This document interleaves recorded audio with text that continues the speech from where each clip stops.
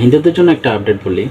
বর্তমান সময়ে ভারতে মুসলমানদের যে নির্যাতন করা হচ্ছে তার বিষয়ে অনেকে বলতেছে আপনি জুমার নামাজ বছরে 52,000 বার পড়া হয়, একদিন হোলি করলে কী সমস্যা, একদিন নামাজ না পড়লে কী? কার সাথে কার কিসের মিলান? আমি আমি একটু আপনাদেরকে ইম্পর্টেন্ট কথাটা বলি। আচ্ছা, কি আপনি মসজিদে যাবেন আর মন্দিরে যাবেন, মন্দিরে গিয়ে ডিফারেন্সটা কীভাবে পাবেন? 1,00,000 রুপি 1,00,000 টাকা যাই দেন না কেন, পুরোহিতকে আপনাকে সবাইকে সরিয়ে আপনাকে আগে যেতে দেওয়া হবে এবং কি আপনাকে বলা হবে কি আপনি কাছাকাছি গিয়ে দেখতে পারবেন, দর্শন করতে পারবেন।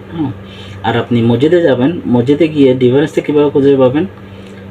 মসজিদে গিয়ে আপনি 1 কোটি টাকা ইনকাম করেন আর আমি 10 টাকা ইনকাম করি।